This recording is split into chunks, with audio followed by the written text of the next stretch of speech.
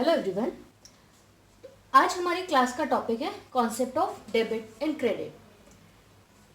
आज से हम अपने ट्रांजैक्शन की जर्नल एंट्रीज बनाएंगे और सीखेंगे कि हम किस अकाउंट को डेबिट करें और किस अकाउंट को क्रेडिट करें। बट वो स्टार्ट करने से पहले हम यहाँ पर अपने कुछ बेसिक अकाउंटिंग प्रिंसिपल्स को डिस्कस करेंगे जिनका हमको पता होना ज़रूरी है अपनी जर्नल एंट्रीज को समझने के लिए। तो हमारा वो फर्स्ट अकाउंटिंग प्रिंसिपल है बिजनेस एंटिटी प्रिंसिपल।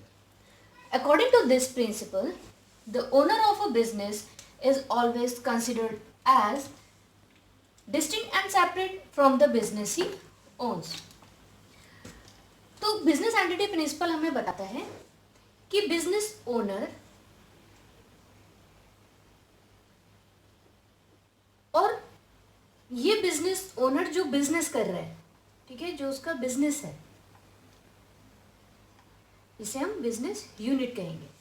तो बिजनेस ओनर और बिजनेस यूनिट अकाउंटिंग में दो सेपरेट एंटिटीज हैं, ये दोनों अलग अलग चीज़ें हैं। तो हम जो रिकॉर्ड्स बना रहे हैं, हम जो बुक्स बना रहे हैं, वो किसके लिए बना रहे हैं?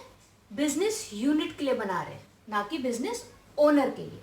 तो हमारी रिकॉर्डिंग का जो पॉइंट ऑफ व्यू होगा वो business unit point of view होगा, business owner point of view नहीं होगा।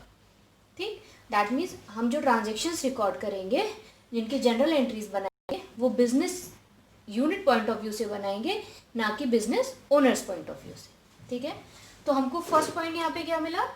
That we have to record the transaction. हमें ट्रांजेक्शन्स रिकॉर्ड करने हैं from the business point of view. ठीक है, तो यहाँ पर हम जो ट्रांजेक्शन्स रिकॉर्ड करेंगे, ठीक है, जो जनरल एंट्रीज बनाएंगे, तो हमारा पॉइंट ऑफ व्यू क्या होगा?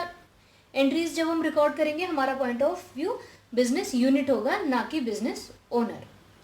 ठीक है, ये चीज़ समझ में आ गई। अब इसी बिजनेस एंटिटी प्रिंसिपल के अंडर हम कुछ अपने अकाउंटिंग टर्म्स की भी बात करते हैं। ठीक है, अकाउंटिंग टर्म्स क्या होते हैं? वो टर्मिनोलॉजी जो हम अपने अकाउंट्स में यूज़ करते हैं। तो जब हम जनरल एंट्रीज पास करेंगे तो इन अकाउंटिंग टर्म्स को यूज़ करेंगे, तो हमें इस बिजनेस एंटिटी प्रिंसिपल के अंडर हम समझेंगे कैपिटल किसे कहते हैं, फिर हम समझेंगे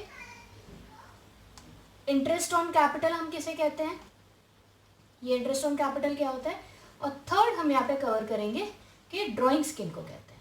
ठीक है, तो ये अकाउंटिंग टर्म्स हैं जो हम अपने अकाउंट्स में यूज करते हैं। ठीक है, कैपिटल, ठीक, कैपिटल वो अमाउंट है जो ओनर इन्वेस्ट करता है बिजनेस में। ठीक है, तो हमें क्या पता है बिजनेस एंटिटी प्रिंसिपल में कि बिजनेस ओनर और business unit two separate entities है। ठीक है, तो अकाउंटिंग में बिजनेस यूनिट को भी आर्टिफिशियल पर्सन ट्रीट करते हैं। ठीक है, ये माना जाता है कि जितने भी ट्रांजैक्शन कर रहे हैं, चाहे वो सेल है, परचेज है, तो वो सब कौन कर रहा है? बिजनेस यूनिट कर रही है।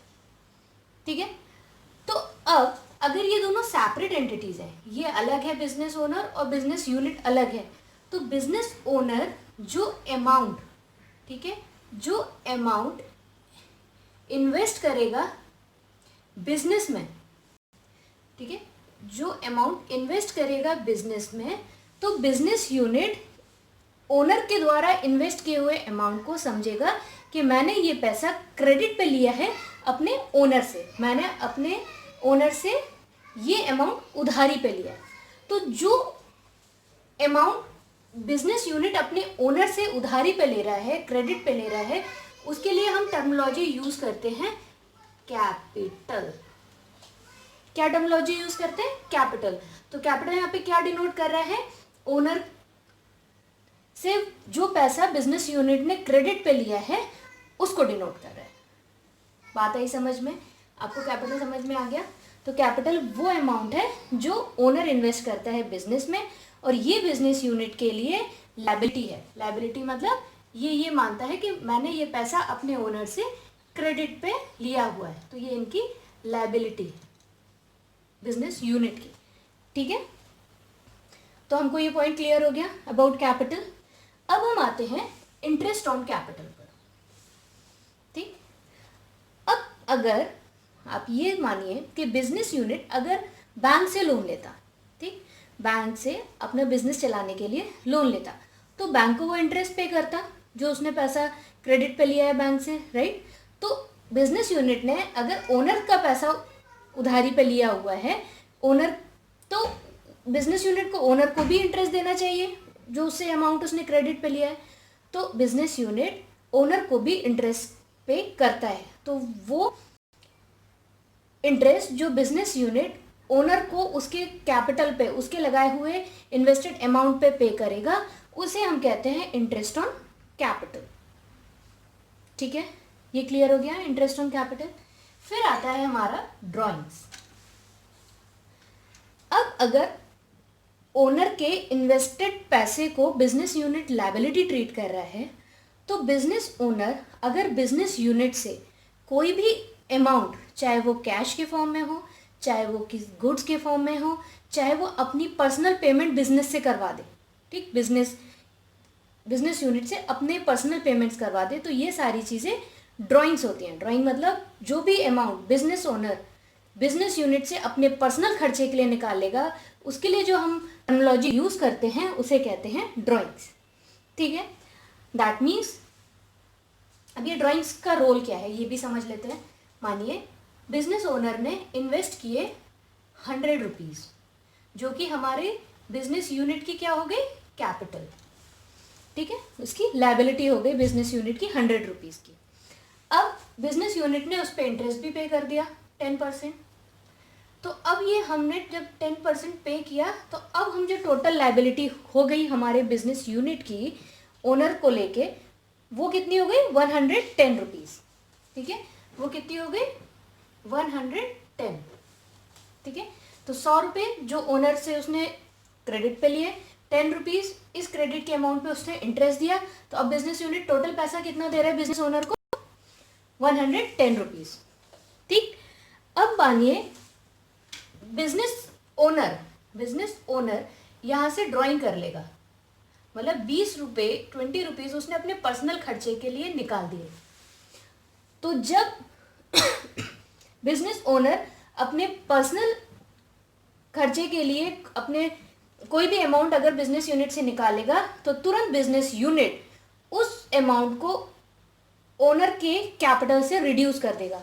मतलब वो ये कहेगा, मुझे आप ओनर को 110 रुपये देने थे, ओनर ने 20 रुपीज़ अपने पर्सनल यूज़ के लिए निकाल लिए, तो अब मुझे सिर्फ ओनर को 90 रुपीज़ देने हैं। तो अब बिजनेस यूनिट कितना कैपिटल, कितना उधारी हो गया बिजनेस ओनर के लिए, बिजनेस ओनर का, तो सिर्फ 90 रुपीज़।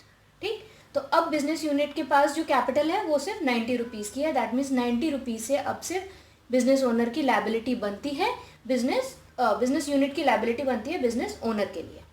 ठीक है, यहाँ तक क्लियर हुआ। So this is all about the business entity principle, जहाँ हमने पढ़ा कि हम जो ट्रांजेक्शन रिकॉर्ड करेंगे, जो हम जनरल एंट्रीज बनाएंगे, वो business unit point of view से बनाएंगे, ओनर पॉइंट ऑफ व्यू से नहीं बनाएंगे। सेकंड, हमने क्या समझा कि कैपिटल किसे कहते हैं, वो पैसा जो ओनर अपने बिजनेस में इन्वेस्ट कर रहा है, और वो बिजनेस यूनिट के लिए, वो बिजनेस के लिए लायबिलिटी है। वो ये मानते हुए ओनर का पैसा लेता है कि मैं अपने ओनर से ये पैसा क्रेडिट पे ले रहा हूँ। फिर बिजनेस यूनिट ओनर के कैपिटल पे इंटरेस्ट भी पे करती है, जिसे कहते हैं इंटरेस्ट ऑन कैपिटल। और बिजनेस ओनर अगर बिजनेस यूनिट से कोई भी अमाउंट अपने पर्सनल खर्चे के लिए निकाल लेगा, तो उसको हम कहेंगे drawing. So this is all about business entity principal.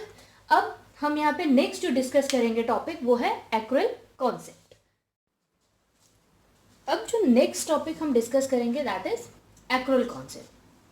क्यों हम एक्रुअल कॉन्सेप्ट डिस्कस करें, क्योंकि हम जो अपनी अकाउंटिंग करते हैं वो एक्रुअल बेसिस पे करते हैं। दैट मीन्स हम जो ट्रांजेक्शन पे रिकॉर्ड करेंगे वो एक्रुअल बेसिस पे करेंगे। सो हमें एक्रुअल कॉन्सेप्ट क्या होता है ये पता होना जरूरी है, ठीक है। Under this concept, incomes are recorded when they are earned or accrued, irrespective of the fact whether cash is received or not. Similarly, expenses are recorded when they are incurred or become due and not when the cash is paid for them. तो accrual concept कहता है कि हमारी income जब earn होगी हम उसको record कर लेंगे, चाहे उसके लिए हमें कैश रिसीव हुआ हो चाहे ना हुआ हो, वो मैटर नहीं करता। मैटर क्या करता है, हमारी इनकम अगर अर्न हो गई है तो हम उसे रिकॉर्ड कर लें। सेम चीज़ एक्सपेंस के लिए भी कही गई कि एक्सपेंस जब इनकर होंगे हम उनको रिकॉर्ड कर लेंगे, भले ही उसके लिए अभी हमने पेमेंट की या नहीं की, वो मैटर नहीं करता। फॉर एग्जाम्पल, इन शॉर्ट ये क्या बोल रहे हैं कि हम कैश बेसिस पर अपने ट्रांजेक्शन को रिकॉर्ड नहीं करके एक्रुअल बेसिस पर करते हैं। एक्रुअल बेसिस क्या होता है, जैसे मानिए हमने 30 अप्रैल को सेल की 5 लाख रुपीस की, ठीक, जिसमें से हमने 30 अप्रैल को ही कैश रिसीव किया इस सेल का, जो हमने सेल की उसके अगेंस्ट कैश रिसीव किया 2 लाख रुपीस, और बाकी हमने 20 डेज बाद ये हमको पेमेंट मिलेगी। तो बाकी की हमने बोला कि सेल्स हमने क्या की, क्रेडिट सेल की, ठीक। क्रेडिट सेल कितने की 3 लाख रुपीस की, ठीक। तो हमने टोटल सेल्स की 5 लाख रुपीस की, जिसमें से 2 लाख रुपीस हमें मिल गया और 3 लाख रुपीस हमें अभी नहीं मिला, हमें फ्यूचर में मिलेगा। तो दो तरीके हैं। फर्स्ट कि हम को जितना कैश मिला उतनी हम अपनी रेवेन्यू दिखा दें, ठीक है। बाकी दैट मीन्स यहाँ पर हम अपनी रेवेन्यू दिखाएं कि हमने 2 लाख रुपीस की सेल की, ठीक। बाकी 3 लाख को हम रेवेन्यू कब दिखाएंगे, जब हम उसके लिए कैश रिसीव करेंगे तब, ठीक है। अभी हम उसके लिए कोई रिकॉर्डिंग नहीं करेंगे।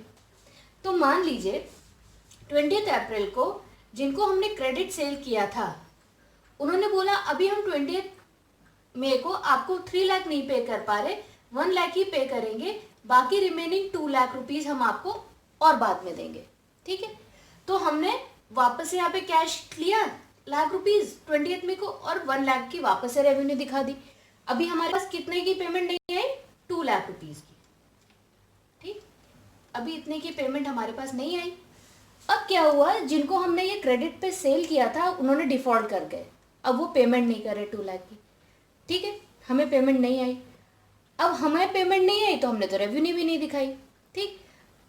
अब हमें पता ही नहीं चलेगा कि हमने यहाँ डिफॉल्ट कर दिया तो हमारा 2 लाख रुपीस का लॉस हो रहा है, ठीक है, क्योंकि हमारे पास इनको ट्रैक करने के लिए रिकॉर्ड्स ही नहीं है, हमने बनाए नहीं, ठीक। तो ये तो गलत तरीका है, ठीक है, ये तो गलत तरीका है। बिकॉज कोई एक सिंगल ट्रांजेक्शन नहीं होता कि आप उसको लेके बैठ के आप उसको ट्रैक करते रहोगे, ठीक है। वहाँ पे अनलिमिटेड बिजनेस में ट्रांजेक्शन्स होते हैं, ठीक है। तो कैश बेसिस पे रिकॉर्डिंग करना तो गलत है, ठीक है, हमें और आपको भी नहीं समझ में आ रहा, ठीक है। तो इस चीज़ को हमारी अकाउंटिंग में बोला गया कि हम इसे एक्रुअल बेसिस पर करेंगे। दैट मीन्स जब रेवेन्यू अर्न होगी हम उसको रिकॉर्ड कर लेंगे। तो सही तरीका क्या है कि जब हमारी सेल हुई हम पूरा 5 लाख से रेवेन्यू दिखाएं, फिर 2 लाख हमको कैश रिसीव है तो उसे कैश रिसीव दिखाएं, और बाकी जो रिमेनिंग 3 लाख है उसको हम टर्म यूज करते हैं डेटर्स, मतलब उसको ये दिखाएं कि इनको मान लीजिए ये XYZ को इन्होंने क्रेडिट पर सेल की, तो हम थर्ड ये दिखाएं कि XYZ को हमने 5 लाख का सामान बेचा जिसमें से हमने कैश रिसीव कर लिया 2 लाख रुपीस, अभी XYZ से 3 लाख रुपीस हमें कलेक्ट करना बाकी है, ठीक है। तो अब अगर ये लेट पेमेंट करेंगे, अर्ली पेमेंट करेंगे तो वी कैन इजीली ट्रैक कि भाई अभी इनके पास इन्होंने से हमें 3 लाख रुपीस लेने हैं, अगर इन्होंने 20 को से 1 लाख रुपीस हमें दिए तो हम क्या करेंगे, इनसे जो हमें 3 लाख लेने थे इसमें से 1 लाख माइनस करेंगे और अपनी रिकॉर्डिंग में शो करेंगे कि अभी भी 2 लाख रुपीस लेना हमारा बाकी है। तो ये थोड़ा सही लग रहा है ना, ये सही सा कॉन्सेप्ट है कि हाँ हम अपनी अकाउंटिंग जो करें एक्रुअल कॉन्सेप्ट पे करें, ना कि कैश बेसिस पर, ठीक है। So this is accrual concept, जहाँ पर जब रेवेन्यू अर्न होगी हम उसे रिसीव कर लेंगे, भले ही कैश हमको पूरा नहीं रिसीव हुआ या फिर कैश नहीं रिसीव हुआ, वो मैटर ही नहीं करता, ठीक है। एक और एग्जाम्पल से समझते हैं, जहाँ पर हम एक्सपेंस और इनकम दोनों को कंपेयर करेंगे और समझेंगे अपना एक्रुअल कॉन्सेप्ट, ठीक है। यहाँ तो हमने सेल्स की बात की, मानिए हमारे पास एक वन साइड इनकम है और यहाँ पर हम रखते हैं एक्सपेंस, ठीक है। यहाँ हम इनकम होती है हमको हर मंथ की 30th को, तो यहाँ पर हम 30 अप्रैल की बात करें, जहाँ पर हम रेंट रिसीव करते हैं, ठीक है। हमने कोई चीज़ रेंट पे दी है तो हर महीने की 30 तारीख को, ठीक है, 30th ऑफ एवरी मंथ हम वो रेंट रिसीव करते हैं।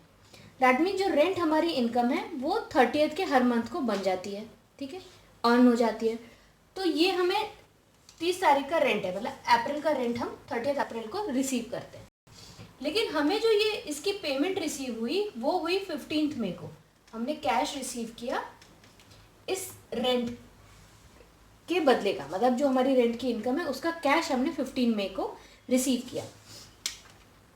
तो एक्रुअल कॉन्सेप्ट हमें कहता है कि क्योंकि ये रेंट अप्रैल का है जो हम 30 अप्रैल को रिसीव करते हैं, जो 30 अप्रैल को हमारी ये इनकम अर्न होती है, तो इसको हम 30 अप्रैल की ही इनकम दिखाएंगे। तो हम अपने यहाँ 30 अप्रैल को बुक्स में रेंट को इनकम दिखा देंगे, ठीक। अगर कैश रिसीव हो गया 30th को ही तो वेल एंड गुड, हम 30 अप्रैल को क्या दिखा देंगे कि हमारे पास ये रेंट इनकम थी और इसका हमें कैश भी रिसीव हो गया, ठीक। लेकिन अगर नहीं होगा कैश रिसीव तो हम क्या करेंगे, यहाँ पर हम दिखाएंगे कि ये 30 अप्रैल की हमारी इनकम है और लेकिन अभी इसके अगेंस्ट का कैश, इस इनकम का कैश हमें रिसीव नहीं हुआ, तो उसको हम क्या बोलेंगे, एक्रूड इनकम, ठीक। हमने डबल एंट्री सिस्टम में क्या पढ़ा कि हर ट्रांजैक्शन में 2 अकाउंट इफेक्ट होंगे, ठीक है। तो हमारा एक अकाउंट क्या है कि हमारी रेंट इनकम है, ठीक, हम अपनी इनकम दिखाएंगे, और अगर इनकम हमें कैश में रिसीव नहीं हुई तो हम अपना दूसरा क्या दिखाएंगे कि हमारा ये रेंट इनकम हो गई लेकिन अभी हमें उसका कैश रिसीव नहीं हुआ, जिसे हम कहते हैं एक्रूड इनकम या फिर एक्रूड रेंट, ठीक है। तो ये समझ में आया। यहाँ पर हमने यहाँ पर एक और अकाउंटिंग टर्म पढ़ा, that is accrued income. Accrued income क्या है, ये अर्न तो हो गई लेकिन अभी रिसीव नहीं हुई, उसे कहते हैं एक्रूड इनकम। फिर सेम हम बात करें अगर एक्सपेंस की, यहाँ पर हमें रेंट की इनकम आती थी, सेम हमारा एक्सपेंस है, हमने कोई चीज़ रेंट पे ली हुई है जिसके लिए हम हर मंथ की 30th को रेंट पे करते हैं, तो हमारा एक्सपेंस क्या है, रेंट, ठीक, ये हमारा एक्सपेंस है, ये हमारा खर्चा है, ठीक है। अब क्या हुआ, हम इसकी पेमेंट 30th को नहीं कर पाए, हम इसकी पेमेंट कर रहे हैं 20th मई को पे कर रही है, ठीक। तो एक्रूअल कॉन्सेप्ट क्या कहता है कि हम 30th अप्रैल को ही रेंट को अपना एक्सपेंस दिखाएंगे बुक्स में कि रेंट हमारा एक्सपेंस है।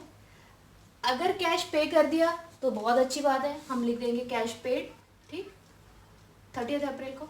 और अगर हम नहीं कर पाए 30th अप्रैल को पे, ठीक, तो हम क्या करेंगे, 30th अप्रैल को अपना दूसरा अकाउंट क्या शो करेंगे, 30 अप्रैल को हमारा ये एक्सपेंस इनकर हो गया लेकिन हम अभी इसको पे नहीं कर पाए, दैट मीन्स ये हमारी लायबिलिटी है, ये हमको इन फ्यूचर में अभी पे करना बाकी है, लेकिन कब का पे करेंगे, 30 अप्रैल का खर्चा, ठीक। तो दूसरा अकाउंट जो हम ओपन करेंगे उसको क्या बोलेंगे, आउटस्टैंडिंग रेंट या फिर एक्सपेंस, ठीक।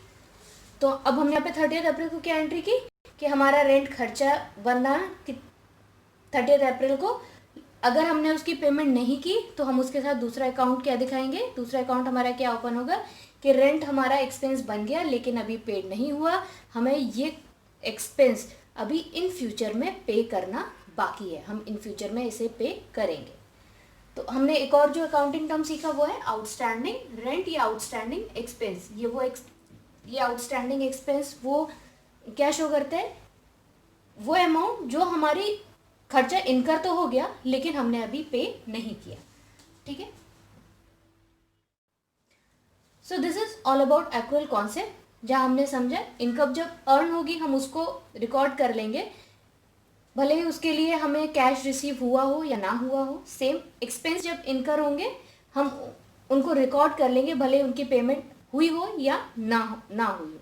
ठीक है, तो जब वो इनकर होंगे एक्सपेंस उसी डेट पर हम उसे रिकॉर्ड कर लेंगे। ठीक है, तो this is all about the accrual concept. ठीक है, ये हमारा पढ़ने के लिए इसलिए इम्पोर्टेंट था क्योंकि हम जो भी अब जनरल एंट्रीज बनाएंगे वो पूरा एक्रुअल कॉन्सेप्ट पे जाएगा, पूरा एक्रुअल कॉन्सेप्ट पे वो एंट्रीज होती हैं, पूरी अकाउंटिंग जो होती है वो एक्रुअल कॉन्सेप्ट पे चलती है। ठीक है, तो अब हम रेडी हैं अपनी जनरल एंट्रीज बनाने के लिए। हमें अब वो सारे पॉइंट समझ में आ गए जो हमें जनरल एंट्रीज बनाते टाइम अगर क्लियर नहीं होते तो हमें प्रॉब्लम क्रिएट होती जनरल एंट्रीज को समझने में।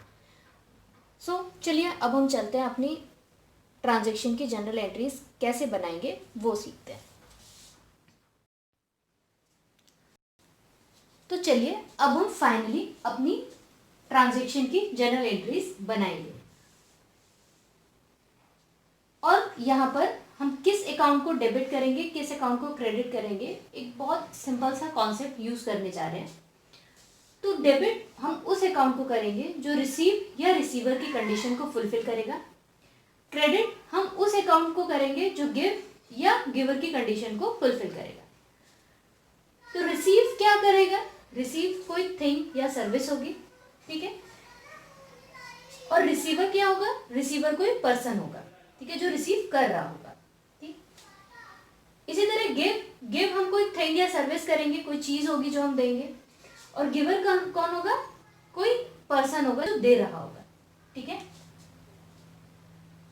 तो बस यही एक सिंपल सा कॉन्सेप्ट है। डेबिट उस अकाउंट को करेंगे जो रिसीव या रिसीवर की कंडीशन को फुलफिल करेगा। क्रेडिट उस अकाउंट को करेंगे जो गिव या गिवर की कंडीशन को फुलफिल करेगा। बस इतने से कॉन्सेप्ट पे हम अपनी जनरल एंट्रीज बनाएंगे। ठीक है, ये हमारा फॉर्मेट है जर्नल का। ठीक है, जिसमें हमारा फर्स्ट कॉलम है डेट का, जहां पर हम एंट्रीज क्रोनोलॉजिकल ऑर्डर में करते हैं, तो यहाँ पर हम डेट एंटर करेंगे। पर्टिकुलर्स में हम अपने अकाउंट नेम लिखेंगे, जिस अकाउंट को हम डेबिट कर रहे हैं और किस अकाउंट को क्रेडिट कर रहे हैं। जो अकाउंट हम डेबिट करेंगे उसके अगेंस्ट की अमाउंट डेबिट पर लिखेंगे, और जो अकाउंट हम क्रेडिट करेंगे उसके अगेंस्ट की अमाउंट को हम अमाउंट क्रेडिट में लिखेंगे। This LF is ledger folio. यहाँ पर हम जनरल एंट्रीज बनाने के बाद यहाँ से हम अपनी एंट्रीज को लेजर में ट्रांसफर करते हैं। तो वो एंट्रीज हमने लेजर के किस पेज पर ट्रांसफर की वो पेज नंबर हम यहाँ लिखते हैं। So it's a short of index, जिसका यहाँ पर पर्टिकुलरली हमारा कोई काम नहीं है जब हम अपनी जनरल एंट्रीज बनाएंगे, बट क्योंकि ये फॉर्मेट का पार्ट है इसलिए हमने भी इसको यहाँ पे ड्रॉ किया है। ठीक है, तो चलिए स्टार्ट करते हैं अपनी जनरल एंट्रीज डेबिट और क्रेडिट के रिसीव और गिव के कॉन्सेप्ट पर। ठीक, हमारी फर्स्ट ट्रांजेक्शन है अप्रैल 1 की। CRM started business with cash ₹50,000। ठीक, हमने बिजनेस एंटिटी कौन से पढ़ लिया, हमने बिजनेस एंटिटी प्रिंसिपल पढ़ लिया। उसमें क्या पढ़ा हमने कि हम जो भी ट्रांजेक्शन रिकॉर्ड करेंगे वो बिजनेस के पॉइंट ऑफ व्यू से करेंगे। तो हम ये जर्नल किसकी बना रहे हैं, सीआरएम के बिजनेस की। ठीक है, अब सीआरएम स्टार्टेड बिजनेस, अगर सीआरएम बिजनेस स्टार्ट कर रहा है तो सीआरएम कौन हुआ, ओनर हुआ अपने बिजनेस का। ठीक, और ये क्या इंट्रोड्यूस कर रहा है, कैश इन्वेस्ट कर रहा है ₹50,000।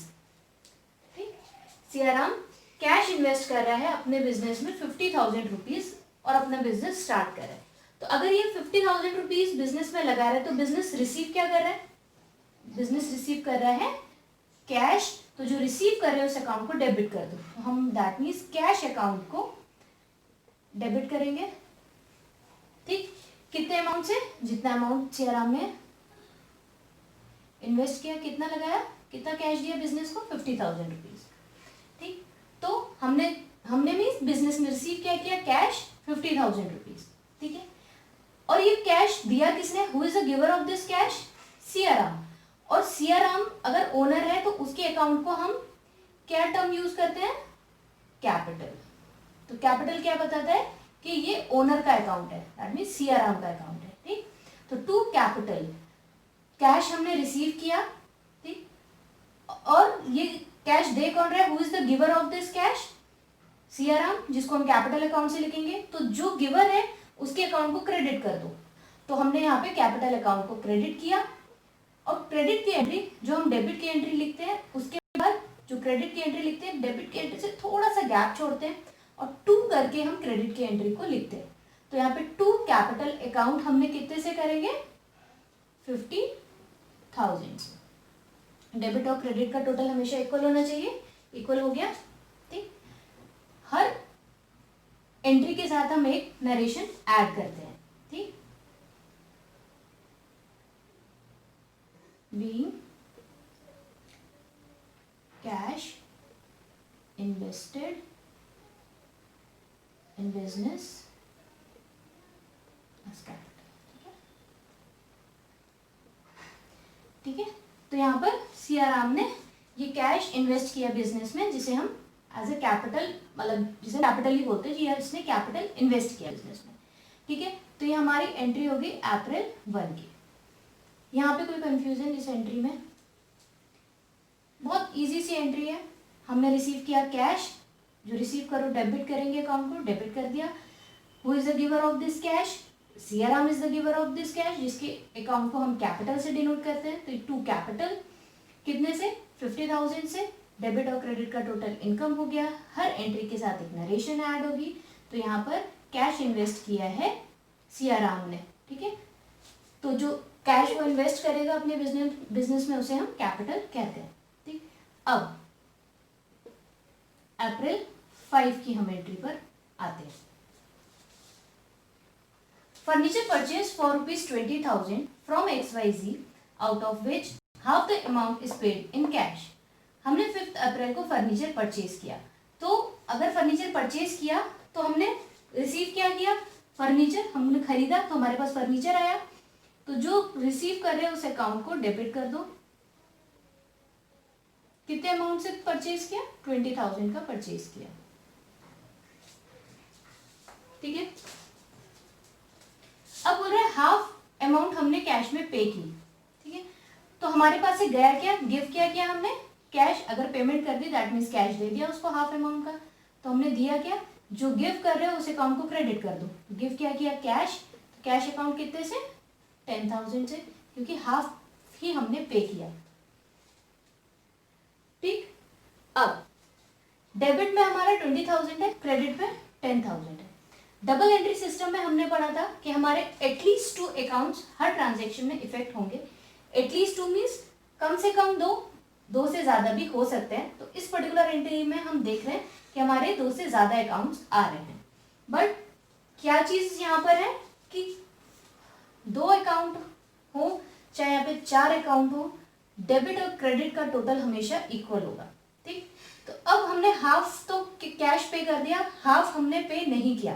दैट मीन्स हाफ की हमने उधारी पे फर्नीचर लिया, ठीक। हाफ अमाउंट का हम उधार करके आ गए, राइट। हमने हाफ अमाउंट हमारा क्रेडिट पर है।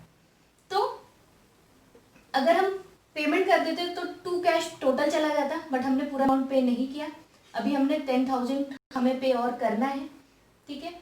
तो यहाँ पर हम क्या लिखेंगे, अब जिसको पे करना है उसका नेम यहाँ पर हम लिखेंगे। देखिए, मानिए आपकी एक जनरल स्टोर होता है जिससे आप, जैसे एन एग्जाम्पल, आप उससे सामान परचेज करते हो अपने डेली नीड का, ठीक। तो कभी कभी आप क्या करते हो कि आप सामान लेने जाते हो बट आपके पास कैश अवेलेबल नहीं होता। तो आप बोलते हो भैया ये सामान मैं ले जा रही हूँ, 1-2 दिन में आपको पैसे दे दूंगी, आप लिख लेना, ठीक है। तो जनरल स्टोर वाला क्या करता है, वो आपका नेम लिख लेता है कि भाई हाँ इन्होंने हमसे उधारी ली है। तो ये तो एक जनरल स्टोर वाला का स्टोर में भी उसको अकाउंटिंग की नॉलेज नहीं है और तो वो लिख रहा है। हम तो यहाँ प्रॉपर अकाउंटिंग कर रहे हैं, तो हमें भी, अगर हम किसी को उधार पे चीज लेके आ रहे हैं तो हमें भी अपनी अकाउंटिंग में लिखना होगा कि किसका हमने उधार किया है जिनको हमें इन फ्यूचर पे ऑफ करना है। ठीक, तो हमने फर्नीचर खरीदा 20,000 का, कैश पे कर दिया 10,000, बाकी हमने अमाउंट इनसे क्रेडिट पे लिया है, तो जिससे क्रेडिट पे लिया है उसका नेम एंटर करेंगे। ठीक, अब देखिए जो अकाउंट क्रेडिट कर रहे हैं वो गिवर की कंडीशन को फुलफिल करता है, तो यहाँ पर XYZ इज अ पर्सन। ठीक, अब देखिए यहाँ पर ये एंट्री हमें क्या बता रही है कि XYZ अगर यहाँ पे पेमेंट कर देते तो कैश आ जाता, अगर नहीं किया है, पार्टी का नाम आ रहा है, दैट मीन्स ये क्या बता रहा है हमें कि XYZ is the giver of this furniture on credit for amount 10,000 rupees. मतलब इस 20,000 में से ये फर्नीचर की 10,000 रुपये का फर्नीचर XYZ ने हमें दिया है उधारी पर। ठीक है, क्रेडिट पर हमने XYZ से लिया है, तो XYZ is the giver of this furniture on credit 10,000 की अमाउंट। ठीक, मतलब इस 20,000 में से 10,000 की अमाउंट हमें का इन्होंने हमें फर्नीचर दे दिया है पर हमने पैसे नहीं दिए, ये एंट्री का मतलब हुआ।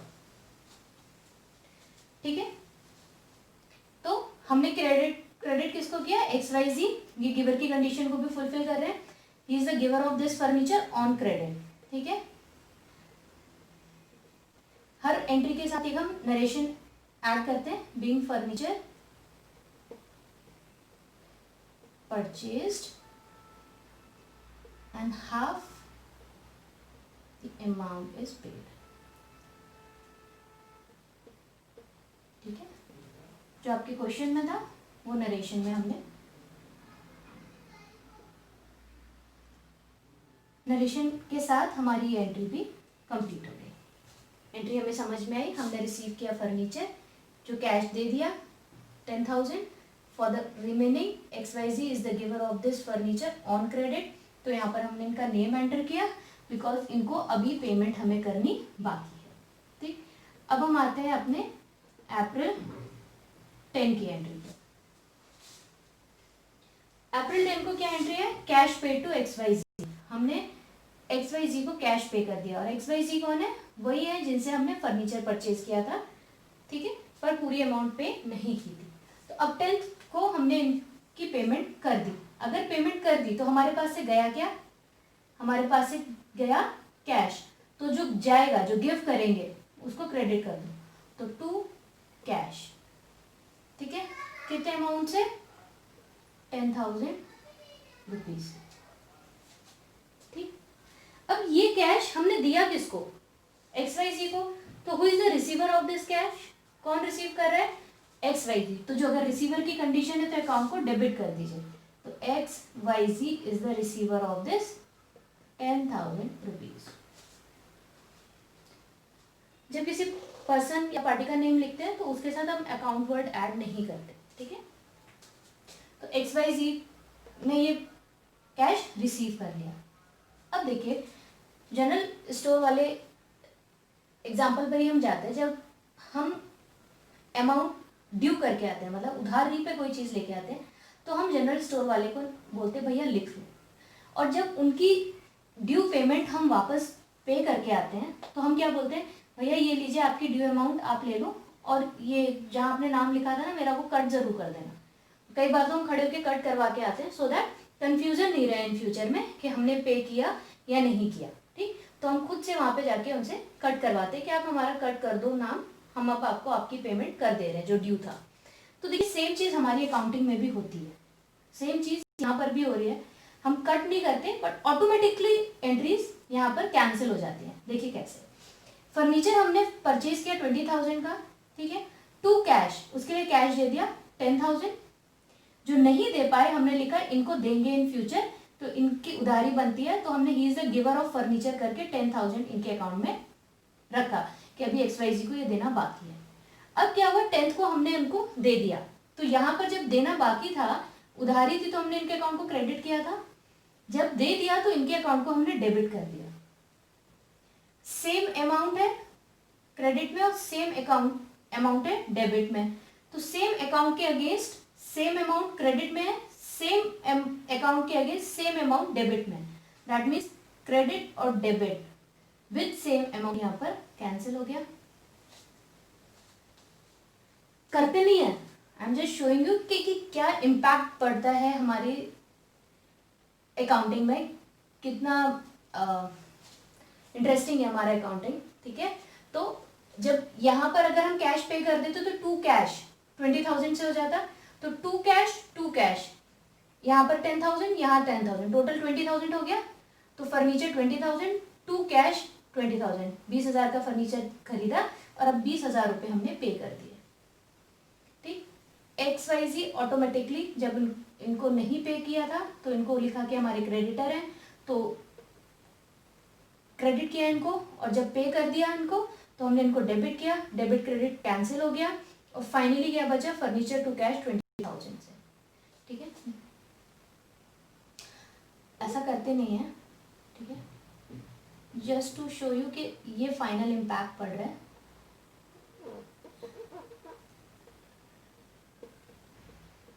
ठीक है, तो this is how accounting works, ऐसे हमारी अकाउंटिंग वर्क करती है। ठीक है,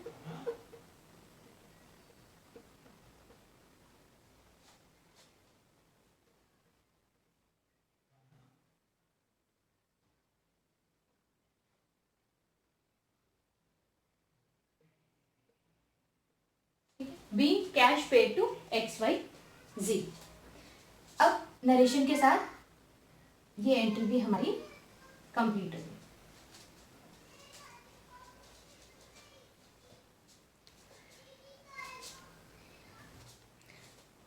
ठीक है, यहाँ तक क्लियर? यहाँ तक आपको एंट्रीज में कोई भी डाउट है तो आप मुझे कमेंट सेक्शन में पूछ सकते हो। ठीक है, आई डेफिनेटली रिप्लाई अगर आपका कोई भी कंफ्यूजन है। अब हम आते हैं अपने लास्ट ट्रांजेक्शन पे। Salary paid ₹2,000 and salary due ₹1,000।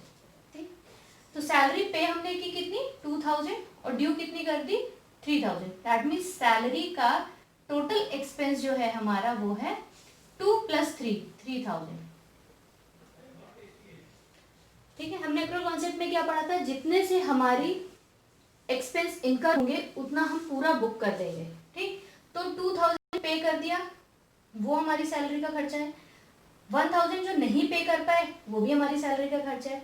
तो टोटल सैलरी का खर्चा कितना है, 3,000 रुपीज। अब इस अकाउंट को डेबिट करना है क्रेडिट, उसकी बात करते हैं। अच्छा ये बताइए, हम सैलरी जो है वो पे क्यों कर रहे हैं? सैलरी हम पे कर रहे हैं क्योंकि हमने एम्प्लॉय से सर्विस ली है, राइट? हमने सर्विस ली है उसलिए हम सैलरी पे कर रहे हैं, तो हम क्यों पे करते हैं? ठीक है, तो हमने रिसीव किया की है सर्विस जो हमारा सैलरी डिनोट कर रहा है, तो जो रिसीव कर रहे हो उसको डेबिट कर दो। तो सैलरी अकाउंट डेबिट, तो सैलरी क्या हमारा शो कर रही है, वो सर्विस जो हमने एम्प्लॉय से ली है। ठीक, हमने रिसीव किया है यहाँ सर्विस, तो कितने से है, 3,000 रुपीज से हमने रिसीव की। कब, अप्रैल 30 को। अब हमने पे कितना कर दिया, सैलरी 2,000 पे कर दिया, दैट मीन्स गिफ्ट दे क्या दिया, कैश दे दिया। तो टू कैश कितने से दे दिया, 2,000 रुपीज से, 2,000 रुपीज हो गए। अब क्या डेबिट और क्रेडिट का टोटल इक्वल है, नहीं है। यहाँ पे 3,000 और यहाँ पे 2,000 है, दैट मीन्स स्टिल अभी कितने का डिफरेंस है, 1,000 रुपीज का।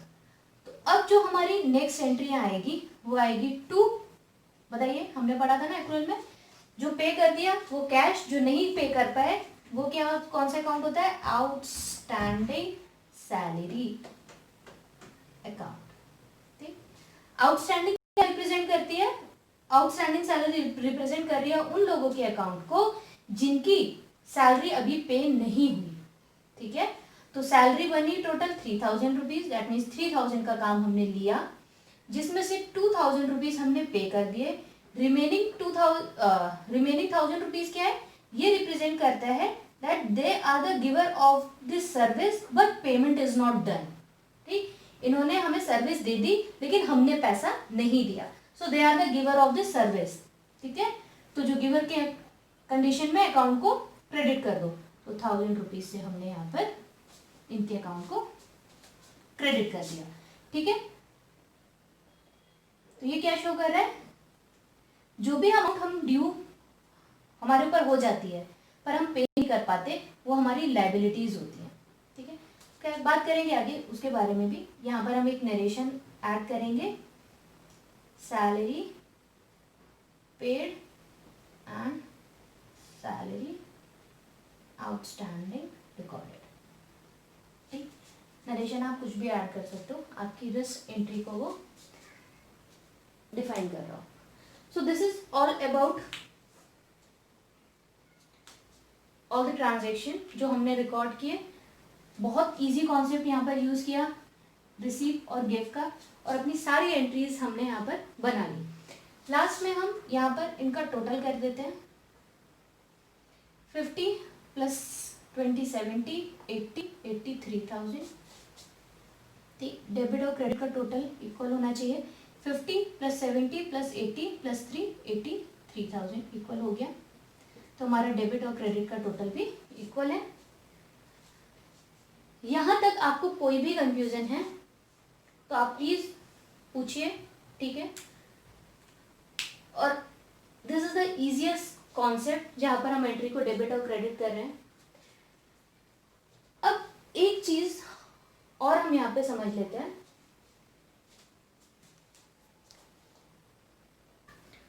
तो यहां पर हम एक चीज और डिस्कस कर लेते हैं। यहां पर देखिए फर्नीचर परचेज फॉर रुपीज 20,000। ठीक, तो एंट्री क्या होगी, हम रिसीव क्या कर रहे हैं, फर्नीचर, तो फर्नीचर अकाउंट को हम डेबिट कर देंगे। ठीक, फॉर रुपीज 20,000 दैट मीन्स हम पे क्या कर रहे हैं, जब भी आपके ट्रांजेक्शन में, जैसे इस ट्रांजेक्शन में आपको बाद में ये मेंशन नहीं किया गया कि ये पेमेंट हुई है या नहीं हुई है, कुछ भी यहाँ पे मेंशन नहीं है, तो यहाँ पर हम क्या लेके चलेंगे कि हमने पेमेंट की है। ठीक है, कैश में। ठीक, जो कुछ भी मेंशन नहीं होता है तो हम ये मान के चलते हैं हमने पेमेंट की है। ठीक, तो फर्नीचर अकाउंट डेबिट 20,000 से टू कैश 20,000 से। ठीक, बीइंग फर्नीचर परचेज्ड, ये हमारी फर्स्ट एंट्री होगी। अब हम आते हैं सेकंड पर, सैलरी पेड 5,000 रुपीज। ठीक, तो सैलरी अकाउंट को हम डेबिट करेंगे। ठीक, ये सैलरी क्या डिनोट कर रहा है, वो सर्विस जो हमने रिसीव की है।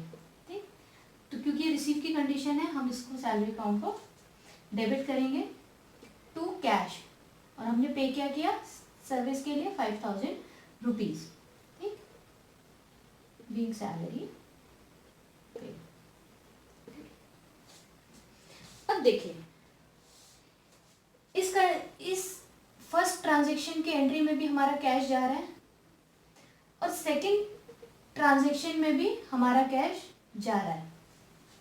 ठीक है, लेकिन जो ये फर्नीचर है, जो फर्नीचर है 20,000 का, इसको हम बोलते हैं asset.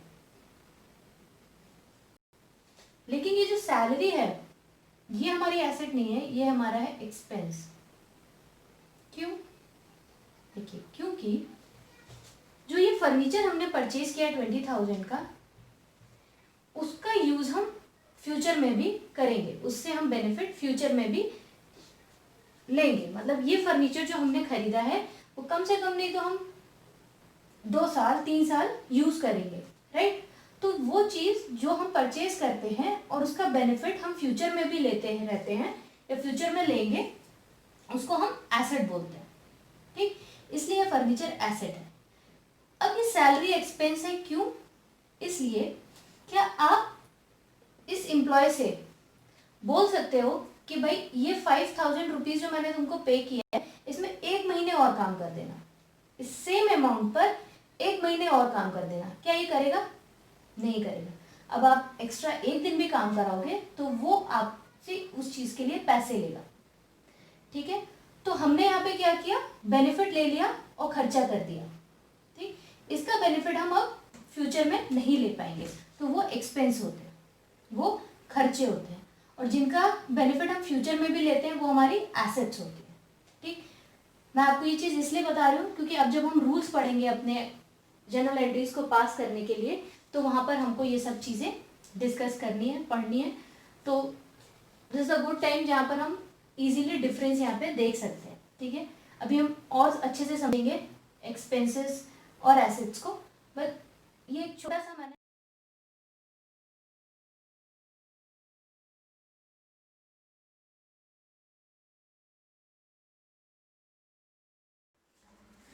So this is all about today's class. अगर आपको क्लास में किसी भी पॉइंट पर कोई भी क्वेरीज हैं, कोई भी आपके क्वेश्चंस हैं माइंड में, आप मुझे कमेंट सेक्शन में पूछ सकते हो। I will surely reply for all your queries. और अगर आपको ये क्लास यूज़फुल लगी, आपको क्लास समझ में आई, तो please do share, like and subscribe.